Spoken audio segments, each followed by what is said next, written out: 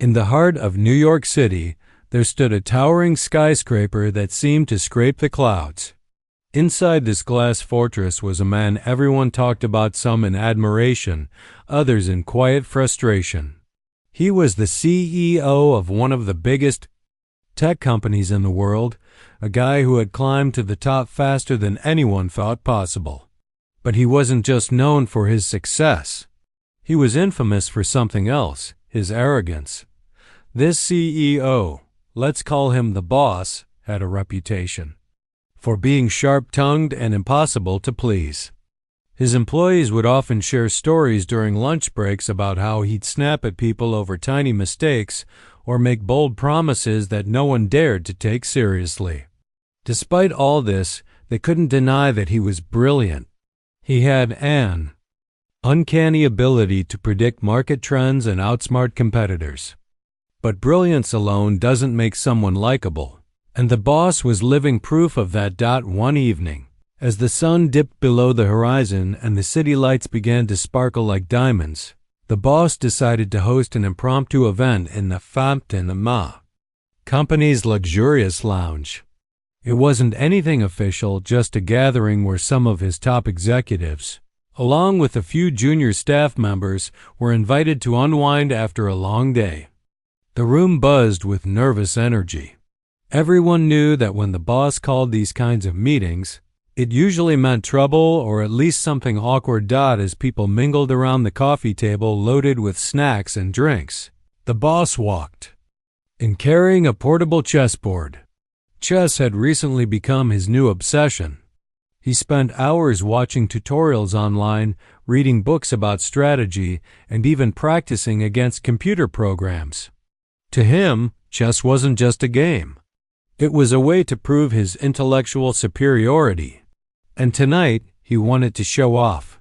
"I've got an idea," the boss announced loudly, setting up the board on a nearby table. "Let's play chess. Anyone here thinks they can beat me?" He smirked, looking around the room with gleaming eyes. No one moved. Most of them weren't chess players, and those who didn't want to risk embarrassing themselves in front of their boss. "Oh, come on," the boss teased, leaning back in his chair. "Don't be shy. Here's the deal. Whoever beats me gets whatever they want. Money, promotion, my fancy car. If you win, it's yours." His tone was playful but also taunting, like he already knew nobody would step up. After all, who could possibly challenge someone like him? The silence stretched longer than expected. People exchanged glances, shrugging nervously. Just as the boss started packing away the pieces, thinking the whole thing was pointless, he noticed a figure lingering near the corner of the room. It was the janitor, a middle-aged man with graying hair and rough hands from years of hard work. Let's call him the Quiet One. The Quiet One wasn't exactly invisible, but he wasn't someone people paid much attention to either. He went about his duties silently, mopping floors, emptying trash bins, and keeping the office spotless without expecting recognition. He rarely spoke unless spoken to, and even then, his responses were short and polite. Tonight, however, there was something different about him. Instead of blending into the background, he stood still, holding his mop, staring intently at the chessboard. "Hey, you!" the boss called out, pointing toward the Quiet One. "Ever played chess?" For a moment, the Quiet One hesitated. Then, almost reluctantly, he nodded. "Once or twice," he replied in a calm, steady voice. The boss grinned ear to ear. This was perfect. A janitor challenging the mighty CEO? It sounded like the setup for a hilarious story, one where he'd crush his opponent effortlessly and walk away feeling invincible. "All right then," the boss said, gesturing dramatically toward the seat across from him. "Take a seat. Show me what you've got." There was a collective gasp from the crowd. Some people snickered under their breath, while others watched curiously, wondering if the Quiet One really had any idea what he was getting himself into. As he put down his mop and sat at the table, rolling up his sleeves, the atmosphere shifted. For the first time that evening, everyone was completely focused not on the boss, but on the unlikely challenger sitting opposite him. What happened next would leave everyone speechless and teach the boss a lesson he'd never forget. The room fell silent as the Quiet One took his seat across from the boss. There was an odd tension in the air, like everyone was holding their breath, waiting to see what would happen next. On one side of the table sat the boss, dressed in a perfectly tailored suit, his confidence radiating like a spotlight. Across from him was the Quiet One, wearing his simple work uniform, which still bore faint stains from cleaning supplies. Their appearances couldn't have been more different, but something about the way the Quiet One carried himself made people curious. The boss smirked and leaned forward, resting his elbows on the table. "All right," he said, his voice dripping with sarcasm. "Let's see if you're as good as you look." With that, he reached out and moved one of his pawns 2 spaces forward. It was a standard opening move, nothing fancy, just enough to set the tone for what he clearly thought would be an easy victory. But instead of rushing to respond, the Quiet One paused. He studied the board carefully, his eyes scanning each piece like he was reading a map. Then, without saying a word, he picked up his knight and placed it down with precision. It wasn't a flashy move, but it caught the boss off guard. For a split second, his smirk faltered, replaced by a flicker of surprise. The crowd watched intently, some leaning closer to get a better view of the board. A few people whispered among themselves, wondering if the Quiet One actually knew what he was doing. Most assumed this was just a fluke, lucky first move that wouldn't last long against someone like the boss. But there was something unsettling about how calm the Quiet One seemed, while the boss fidgeted in his chair, tapping his fingers. Impatiently, the Quiet One sat completely still, his focus unwavering. The second move came quickly. The boss, eager to regain control, advanced another pawn aggressively. He wanted to dominate the center of the board, to show everyone that he was the master here. But again, the Quiet One didn't react the way anyone expected. Instead of countering directly, he shifted his bishop into position, opening up a line of attack that no one had anticipated, not even the boss. By now, the murmurs in the room were growing louder. People were starting to notice patterns in the Quiet One's playstyle. His moves weren't flashy or dramatic. They were deliberate, almost surgical. Each decision seemed to serve a larger purpose, building toward something bigger. Meanwhile, the boss was beginning to sweat, just a little, but enough for those closest to notice. His usual bravado was slipping, replaced by a hint of unease. Then came the third move, the one that would change everything. Without hesitation, the Quiet One sacrificed one of his own pieces, leaving it vulnerable to capture. At first glance, it looked like a mistake, a rookie error that would cost him dearly. But as the boss eagerly seized the opportunity to take the piece, he realized too late what had happened. In sacrificing that single piece, the Quiet One had opened up a devastating pathway straight to the boss's king. "Checkmate," the Quiet One said softly, his voice cutting through the stunned silence like a knife. For a moment, no one spoke. The boss stared at the board, his jaw hanging slightly open. His mind raced, trying to figure out where things had gone wrong.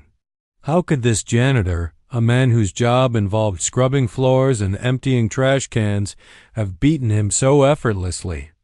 It didn't make sense. The entire match had lasted less than 5 minutes, yet it felt like hours had passed. The crowd erupted into whispers, then laughter, then applause. Some clapped because they were genuinely impressed, while others did so out of sheer disbelief. No one could remember the last time they'd seen the boss look so utterly defeated. Even his closest allies struggled to hide their amusement. As for the Quiet One, he simply sat there, calm and composed. as if winning a game of chess against the CEO of a $1 billion company was just another day at work. Finally, the boss managed to find his voice. "Well," he stammered, forcing a weak smile, "I guess I underestimated you." He ran a hand through his hair, clearly flustered. "So, what do you want?" "You won fair and square. Name your prize." The room went quiet again. Everyone leaned in, eager to hear what the quiet one would ask for. Would he demand a promotion, a hefty bonus? Maybe even the boss's expensive sports car parked downstairs. After all, the boss had promised anything his words, not theirs. But instead of jumping at the chance to claim riches or status, the quiet one folded his arms on the table and looked the boss straight in the eye. "I don't need money or promotions," he said, his voice steady and sincere. "But since you offered, I'd like to know why you think winning is everything." His question hit the boss like a punch to the gut. For a moment, he froze, unsure how to respond. Winning was everything to him, or at least it always had been. Success, power, dominance. Those were the things he lived for. But now, sitting across from this unassuming janitor who had just dismantled his ego in 3 moves, he found himself questioning whether any of that really mattered. As the vbhotter. As the feather. Boss struggled to come up with an answer. The quiet one continued. "Chess isn't just about winning," he explained. "It's about understanding your opponent, seeing the bigger picture, and knowing when to take risks. Sometimes you have to give something up to gain something greater. That's what makes the game beautiful in life, too." The room was so quiet you could hear a pin drop. People exchanged glances, realizing that this wasn't just about chess anymore. It was about perspective, humility, and learning to value things beyond titles and money. And for the boss, it was the beginning of a lesson he didn't know he needed, but one that would change him forever. The room stayed quiet for a few moments after the quiet one finished speaking. His words hung in the air like smoke, heavy and impossible to ignore. For the first time in years, the boss didn't have a quick comeback or a clever remark. He just sat there, staring at the chessboard as if it held all the answers to questions he hadn't even thought to ask. Finally, he cleared his throat, breaking the silence. "Okay," he said slowly, his voice softer than usual. "You've got me there. I don't know what to say." It was an admission that shocked everyone in the room, including himself. The boss wasn't used to being at a loss for words, let alone admitting defeat so openly. But something about the quiet one's calm demeanor made him feel like pretending otherwise would be pointless. Instead of brushing the moment aside, the boss leaned back in his chair and crossed his arms. "Tell me more," he said, surprising even himself. "Where did you learn to play like that?" The quiet one hesitated for a second, then sighed deeply. He glanced around the room at the curious faces watching him, then turned his attention back to the boss. "I learned in prison," he admitted simply, without shame or hesitation. There was no dramatic build-up, no attempt to make it sound more exciting than it was. Just the plain truth. A ripple of surprise spread through the crowd. No one had ever imagined that this quiet, hard-working janitor carried such a story with him. Prison wasn't something people talked about casually, especially not in a place like this, a shiny tech company where everyone seemed to have their lives perfectly together. But here was the quiet one, owning his past without apology. "Spent 5 years inside," he continued, his tone steady but reflective. "It wasn't easy, but it taught me things I never would have learned otherwise. Chess was one of them. A guy I met there, an old-timer, taught me how to play. He used to say, 'Chess is life in miniature. Every move matters, every decision has consequences.' At first, I thought he was just talking about the game. But over time, I realized he meant something bigger." He paused, letting his words sink in before continuing. "In prison, you can't control much. You're stuck between four walls day after day. But when you sit down at a chessboard, you're free. You can think ahead, plan your moves, outsmart your opponent. It gave me hope during a time when I didn't have much of it. The boss listened intently, his earlier arrogance replaced by genuine curiosity. He'd always assumed people ended up in prison because they were bad or lazy, not because life dealt them a raw hand. Hearing the Quiet One talk about his experience made him realize how wrong he'd been. This man sitting across from him wasn't just a janitor. He was someone who had faced hardships most people couldn't imagine and come out stronger on the other side. What happened? The boss asked cautiously. After you got out? The Quiet One shrugged. I came here, got this job. It's not glamorous, but it pays the bills and it gives me peace. I don't need much, honestly. As long as I can take care of myself and help my family, that's enough for me. His answer was simple, almost humble, but it struck a chord with everyone listening. In a world obsessed with climbing ladders and chasing success, here was a man who valued contentment over ambition. To the boss, it was a revelation. He'd spent his entire life striving for more money, more power, more recognition, but suddenly, none of it seemed as important as it once did. For the rest of the evening, the boss couldn't stop thinking about what the Quiet One had said. When the event finally wrapped up and people began filing out of the lounge, he approached him again. Hey, he said, catching the Quiet One as he picked up his mop. Can we talk more? Maybe tomorrow, over lunch or something. The Quiet One raised an eyebrow, clearly surprised by the request. Why? He asked bluntly. You've already lost to me. What else is there to say? The boss chuckled nervously, rubbing the back of his neck. Because I want to learn, he admitted, from you. About chess, sure, but also about, well, everything else you were talking about tonight. Perspective, patience, seeing the bigger picture. That stuff doesn't come naturally to me, but maybe it should. There was a long pause as the Quiet One studied him carefully. Then, to the boss's relief, he nodded. All right, he said. Tomorrow.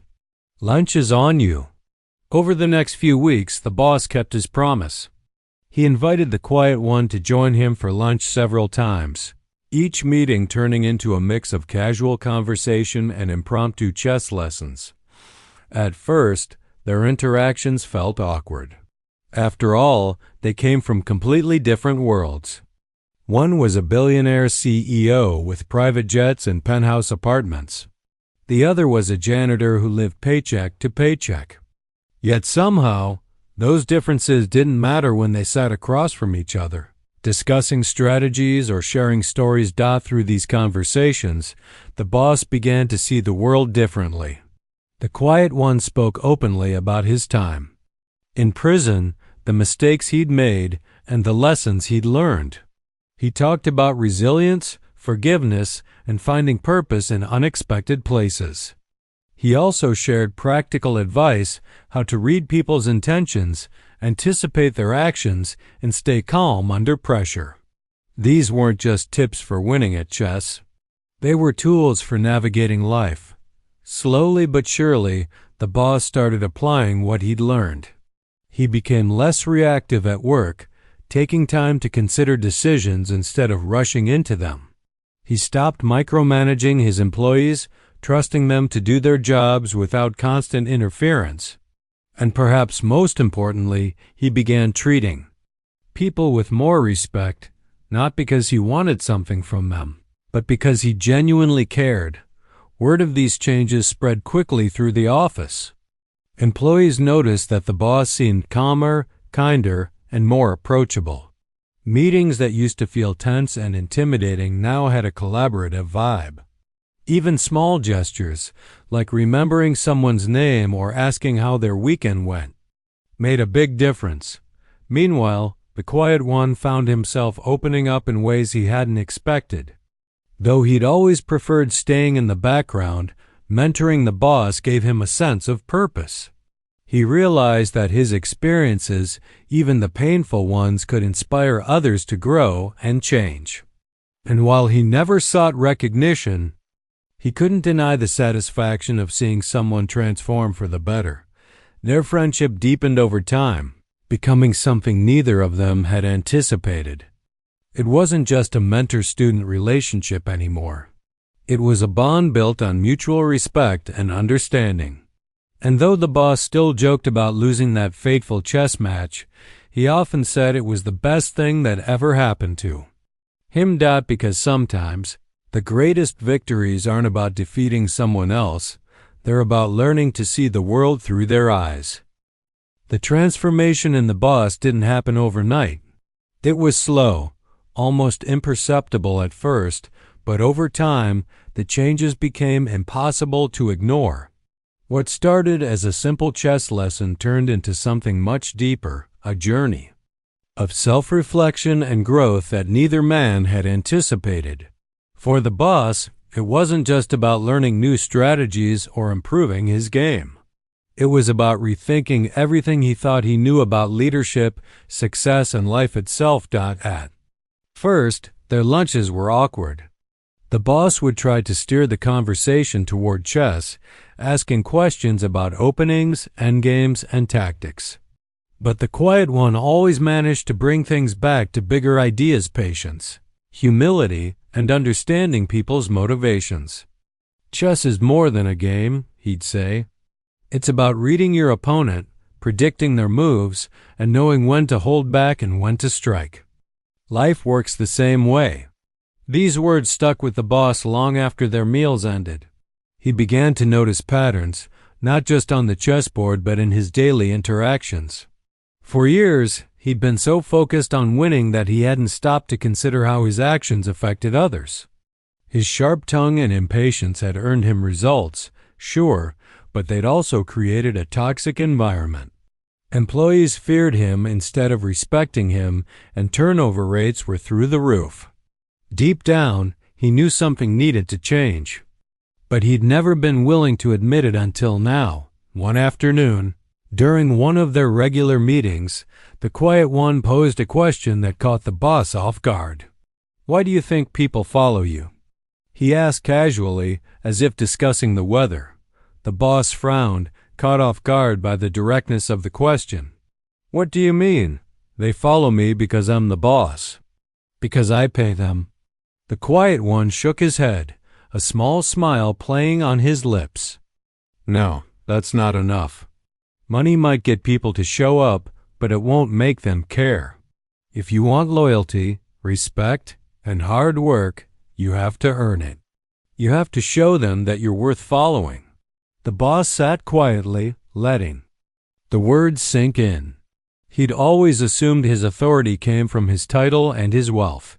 Hearing otherwise was humbling, even painful. But instead of brushing it off, he decided to take the advice seriously.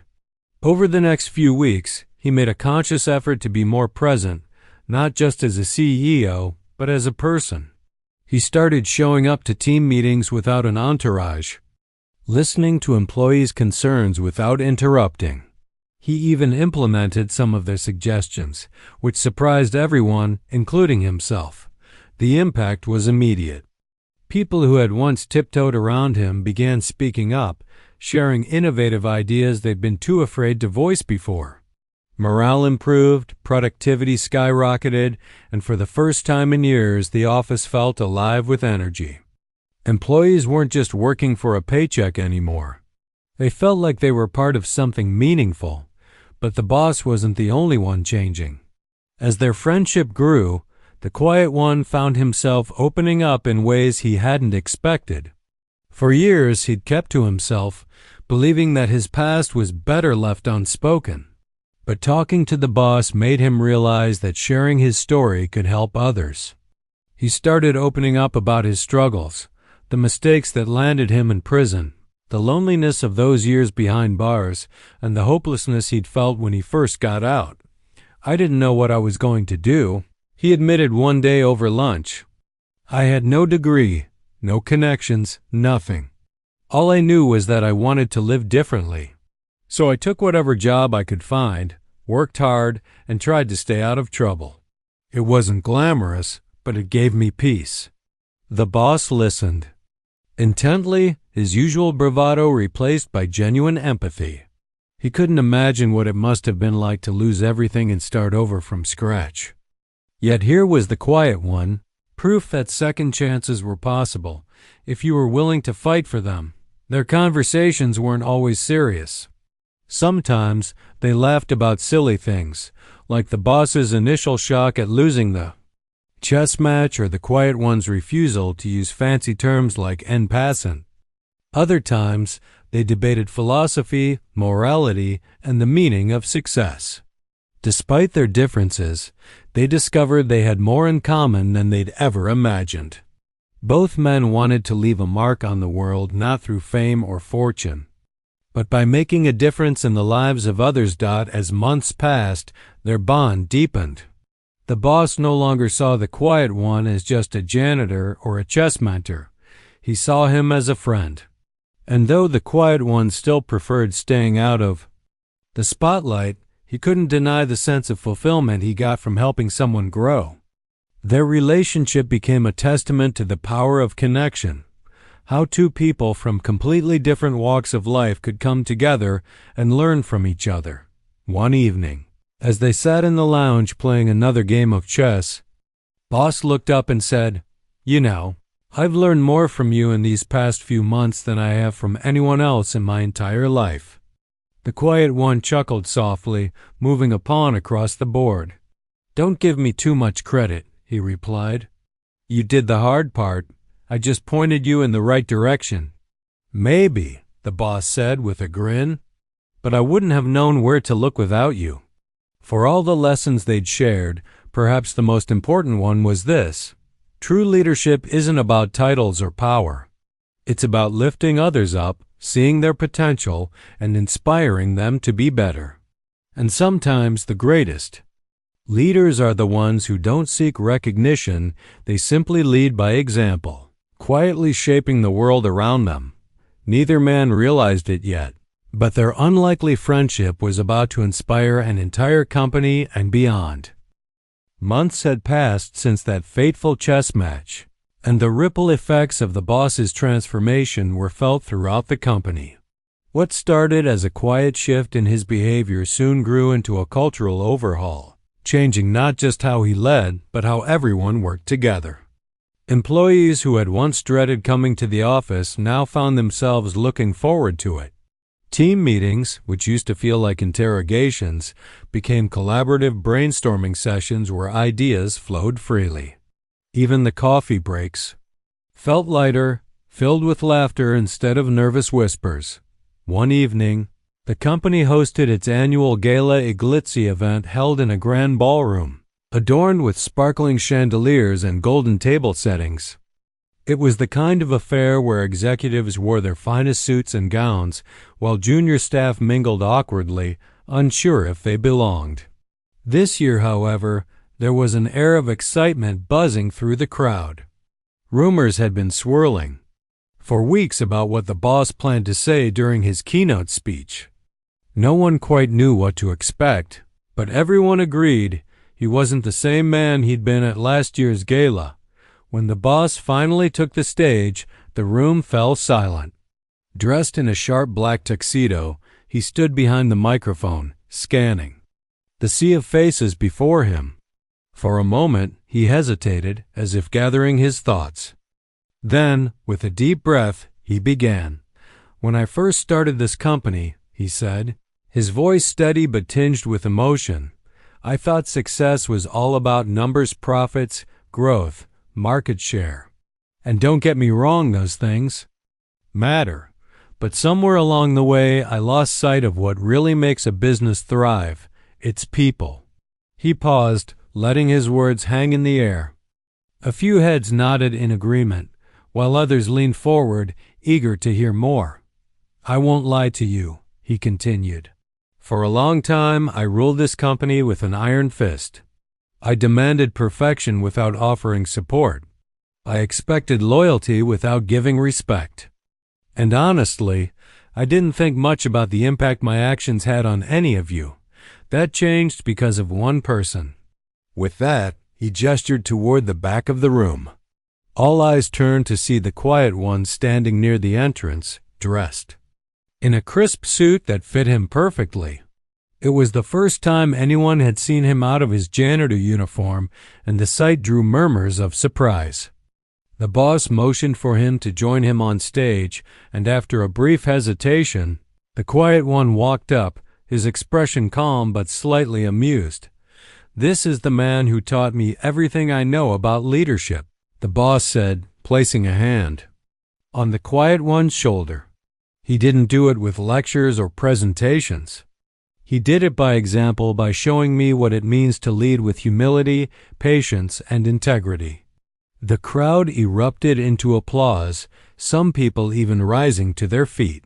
The quiet one looked visibly uncomfortable under the spotlight, but he handled it with grace, nodding politely as the cheers continued. When the noise finally died down, the boss handed him the microphone. "I didn't plan for this," the quiet one admitted with a chuckle, his voice warm and genuine. "But I guess if I have anything to say, it's this: we're all capable of change. Whether you're a CEO or a janitor, your title doesn't define you. What matters is how you treat people and how you choose to grow when life throws challenges your way." His words resonated deeply with everyone in the room. Here was a man who had faced unimaginable hardships yet emerged stronger, wiser, and more compassionate. His story reminded them that no matter where you start, you have the power to shape your own destiny. As the night went on, the boss presented the quiet one with a small gift, a custom-made chess piece crafted from gold, engraved with the words *True Leadership. It was meant as a token of gratitude, a symbol of the lessons he'd learned. But true to form, the quiet one refused to keep it. "You'll need this more than I will," he said with a smile, handing the piece back to the boss. "Leadership isn't something you earn once and forget about. It's a responsibility you carry every day." The exchange brought tears to some eyes and smiles to others. By the end of the evening, it was clear that something extraordinary had happened, not just for the boss and the quiet one, but for everyone who had witnessed their journey. In the weeks that followed, the story spread far beyond the walls of the company. News outlets picked it up, framing it as a tale of redemption and unlikely friendship. Social media buzzed with praise for the boss's willingness to learn and the quiet one's quiet wisdom. People everywhere were inspired by the idea that real change starts with humility and connection. Back at the office, things continued to improve. The boss kept implementing new policies aimed at fostering inclusivity and employee well-being. He introduced mentorship programs, mental health resources, and initiatives to support workers' personal growth. Meanwhile, the quiet one returned to his duties, content to stay out of the limelight but always ready to offer guidance when needed. Their friendship remained strong, built on mutual respect and shared experiences. Though their lives couldn't have been more different, they proved that meaningful connections can transcend boundaries. They reminded everyone around them that greatness isn't measured by wealth or status. It's measured by the impact you have on others. And so, the story of the boss and the quiet one became a legend within the company, a reminder that sometimes the most powerful lessons come from the unlikeliest places. It wasn't just about chess or leadership. It was about humanity, about seeing each other not as titles or roles, but as people with dreams, struggles, and untapped potential. As the boss often joked afterward, losing that chess match had been the best mistake he ever made. Because in defeat, he found something far more valuable than victory: a friend, a teacher, and a renewed sense of purpose. And for the quiet one, it was proof that even the smallest acts of kindness could spark monumental change.